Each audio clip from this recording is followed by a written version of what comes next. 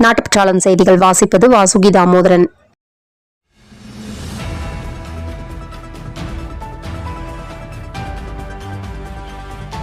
கிராமங்களை மாநகராட்சியுடன் இணைக்கும் முடிவை கைவிட வேண்டும் என தமிழக அரசை வலியுறுத்தி ஒசூரில் தமிழக விவசாயிகள் சங்கம் ஆர்ப்பாட்டம் நடத்தினர்.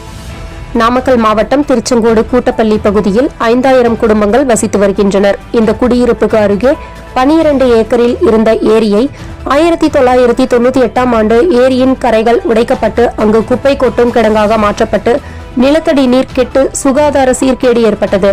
இதையடுத்து அங்கு நகராட்சியின் குப்பைகள் கொட்டுவதற்கு பொதுமக்கள் எதிர்ப்பு தெரிவித்ததை அடுத்து குப்பை கொட்டுவது நிறுத்தப்பட்டது. இந்நிலையில் திருச்செங்கோடு கழிவுநீரை கூட்டப்பள்ளி ஏரிக்கு சேகரித்து வருகிறது. நகராட்சி நிர்வாகம் கூட்டப்பள்ளியில் 36 கோடி ரூபாய் செலவில் கழிவுநீர் சுத்திகரிப்பு நிலையம் அமைக்க வரையறை மேற்கொள்ளப்பட்டு மாவட்ட ஆட்சித்தலைவர் ஆய்வு மேற்கொண்டார்.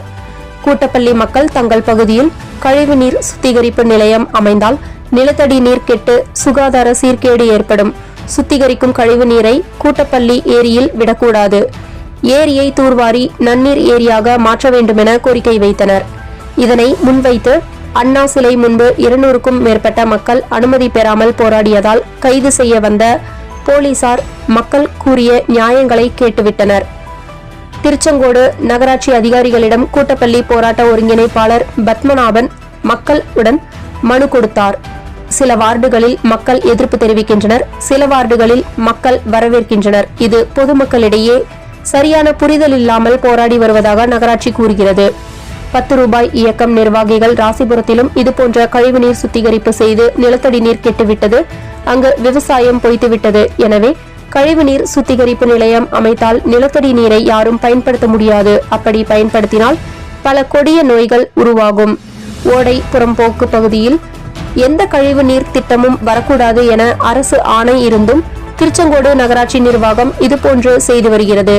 இங்கு கழிவுநீர் சுத்திகரிப்பு நிலையம் அமைத்தால் சட்டத்திற்கு உட்பட்டு போராட்டங்களில் ஈடுபட்டு நீதிமன்றங்களை நாடி மக்களின் நலனுக்காக அனைத்து பகுதி மக்களும் தயாராக உள்ளோம் என்று 10 ரூபாய் இயக்கம் நிர்வாகி மக்களிடையே எழுச்சியை உண்டாக்கினார்.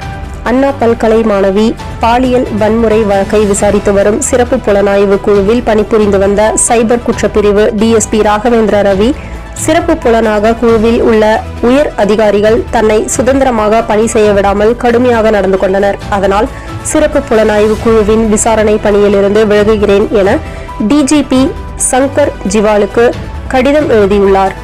மேலும் தன் குடும்ப சூழல் மற்றும் தனிப்பட்ட காரணங்களுக்காக டிஎஸ்பி பதவியை ராஜினாமா செய்வதாகவும் கடிதத்தில் கூறியுள்ளார் என தகவல். அமெரிக்காவில் தரையிறங்க முயன்ற பயணியர் விமானமும் பயிற்சியில் ஈடுபட்டிருந்த ராணுவ ஹெலிகாப்டரும் நடுவானில் நேருக்கு நேர் மோதி விபத்துக்குள்ளாகியது. விமானத்தில் பயணித்த பயணிகள் 64 பேர் மற்றும் ஹெலிகாப்டரில் வந்த 3 ராணுவ வீரர்களும் பலியாகினர். அவசர காலங்கள் தவிர இரவு நேரங்களில் பொதுவெளியில் ஒலிபெருக்கி இசைக்கருவிகள் இசைப்பது, ஆம்பிளிஃபையர்களை பயன்படுத்துவது கூடாது. குடியிருப்பு பகுதிகளில் இரவு நேரங்களில் ஹார்ன் அடிப்பது, பட்டாசு வெடிப்பது போன்ற நடவடிக்கைகளில் ஈடுபடுபவர்களின் மீது நடவடிக்கை எடுக்கப்படும் என தமிழக அரசு அறிவித்துள்ளது.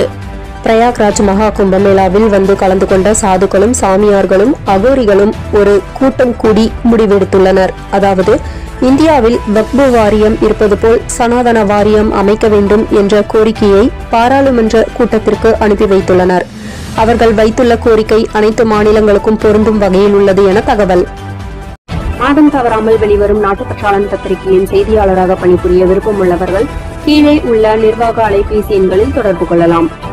7947789115 மற்றொரு எண் 9944341033. நாட்டுப்பற்றாளன் யூடியூப் சேனலில் விளம்பரம் செய்து பயன்பெறுங்கள்.